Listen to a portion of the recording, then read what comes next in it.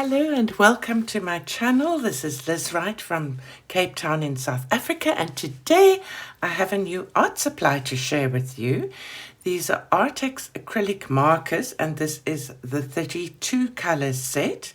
It says it's a 1.9 millimeter fine tip and a 3.2 millimeter brush tip. So I'm quite excited to have these, and I thought I'd do a sharing of them with you and tell you what I think of them.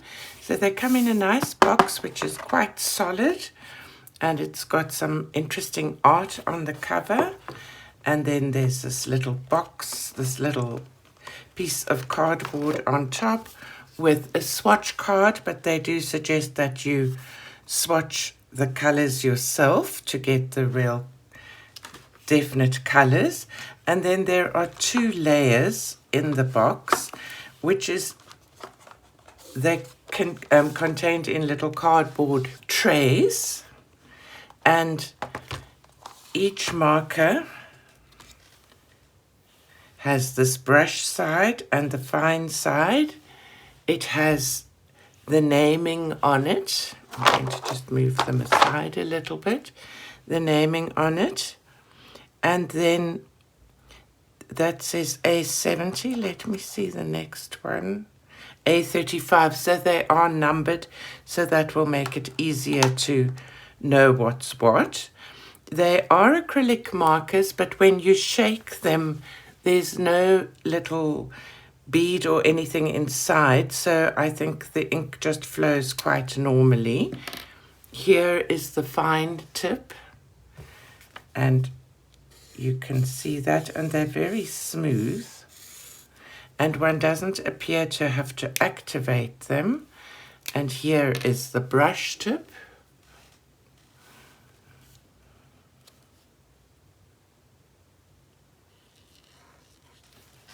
Let me try this again. How can I make a nice... I'm no good at lettering. Okay, so let me try just... It's a very smooth lay down. It's not a floppy nib. It's quite a nice nib, and it allows you to be quite fine and then go broad as well. So it seems like a very nice, a very smooth and rich pigment. I'm going to show you another one. There we are. And I thought I would color just a small area in one of my Amazon coloring books to see whether or not it bleeds through. So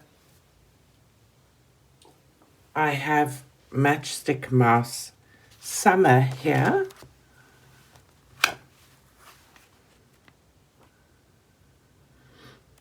Let's see. That's so cute. What shall we color? Let's color some of the flags, then I can use some pretty colors. I don't actually know what any of the colors look like yet because I haven't really swatched them. So I'm just going to go with colors that I always like. I always like pink.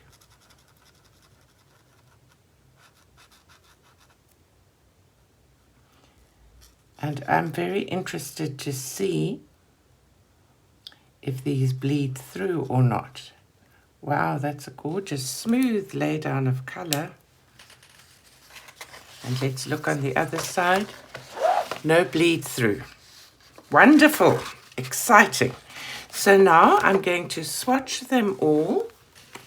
Oh, I closed this, and it's already dry. That's interesting for an acrylic marker. It dries remarkably quickly. So now I've made a little swatch chart with 36 colors, and I'm going to swatch them, and I'll speed this up because I don't think it's very interesting to watch people swatching, but you can see the colors. So before swatching, I need to organize them into their color numbers so that it will make it easier. and then I will be doing the swatching. I'm going to put some music on for you while I'm doing the swatching and the organizing, and you'll see at one stage I made a mistake and I had a bit of a problem trying to sort things out, and so I colored over some of the wrong colors, and this also showed something different, that these are fairly opaque. It didn't completely cover the wrong color, but it did quite a good job of it, so it's also something interesting to see. One other point of interest that you may be interested to know is that I did an Amazon search, and they're $23.99 on Amazon, and on Takealot it was 899 Rand. So they don't seem to have any sets larger than this 32 set. So that's what I was able to find out. I have labeled all the little swatch areas, and the swatch chart that's included in the box has got a color name as well as a color number, but the actual pens only have the color number. Some of the names are quite cute to see. So I've swatched them and I really have enjoyed the feel of them. When you listen to them, they sound a little bit scratchy, but they don't actually feel scratchy as you're coloring with them.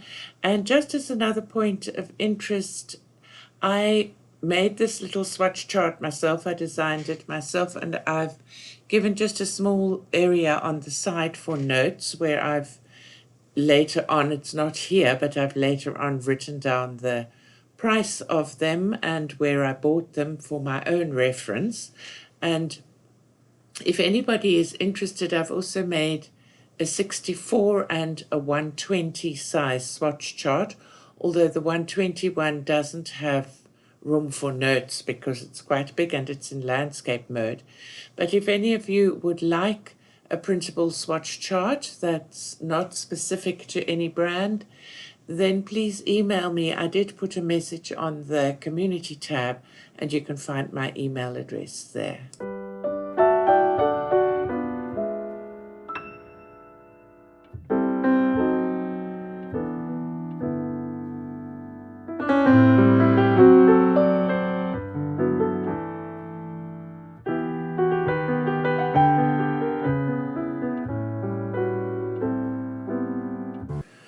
Well, now, my feeling of these is that I really like them, and I decided to do one more little experiment, and that was to use one of my little watercolor circle cards and just do a very rough few things and see how they reacted to water, because they're a water-based acrylic paint.